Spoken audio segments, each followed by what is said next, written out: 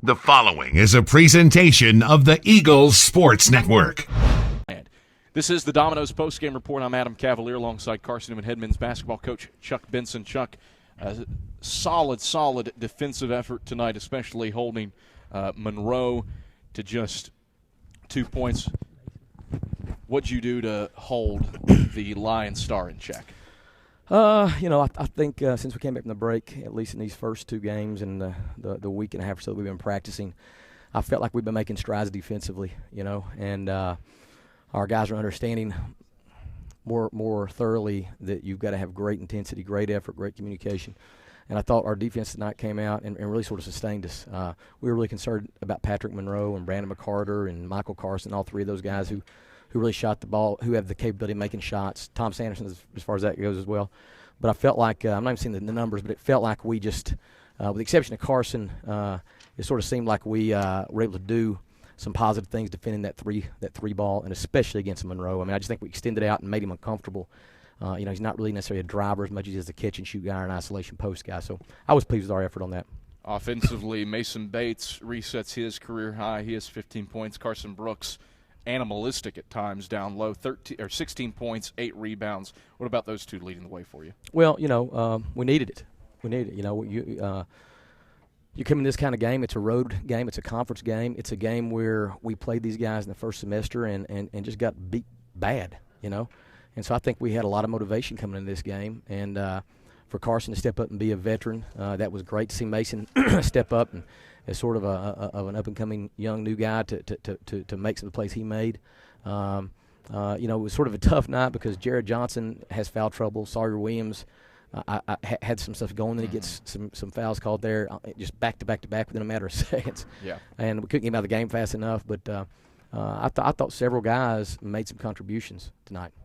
Again, it goes back to you don't have the stars this year that you had last year in Anish Sanders and Antoine Davis, but a very balanced effort really for back-to-back nights certainly, and probably 5 out of the last 6 nights you've had that balanced effort.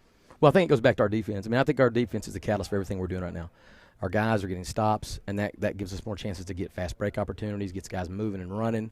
And, I just felt like that was a huge thing for us tonight. We did have some half court set it up and sort of grinded out possessions, but I thought there were some opportunities for us in transition before they actually got established, and I thought that was a big deal for us. I mean, we shot the ball well, especially the second half.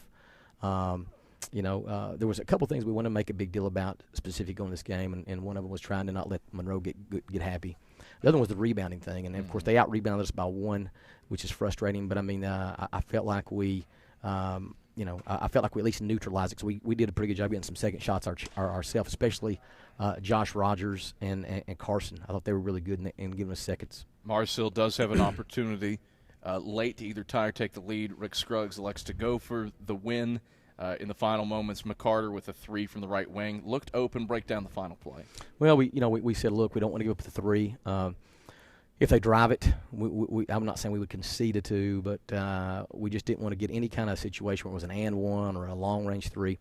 And typically we don't play a lot of man defense really at all, and we try to go a little man there just to try to push them off the line, push them back, and to switch. And being that we don't really ever do that, I thought our guys did a fair enough job. They took a tough, off-balance long 3. And then thankfully, because the clock was short, I thought Josh Rogers did a great job getting the hand on the ball and really batting the thing out to half court, not giving them a second chance, which was really of that play. We knew they were going to get a shot. It wasn't at you. They were going to get a shot. Mm-hmm. We didn't want to give them a second shot. I thought Josh really did a smart thing there by tipping the ball long and just eliminating that possibility. How do you continue this streak when your first road game in a month and a half and welcoming a Queens team Saturday that hammered Coker tonight 78-53? Well, I think they've won 6 or 7 in a row. We split with them last year, and I think they are a very, very good team. They are a great defensive team. They've got great size. They're very athletic. They've got several key Division I transfer kind of perimeter players, and they've got some sort of blossoming 6'7", 6'8" bigs inside. It'll take our best, man. But I just like where we're at right now. I sort of like how we're coming together, and I like the things I'm seeing from our guys, especially with our unity and our sort of our bond that's really being reestablished. And then our guys are learning that, when we come into these games, man, it's not just about the bottom line. A lot of times the bottom line, the win or the loss, is a byproduct of the small details.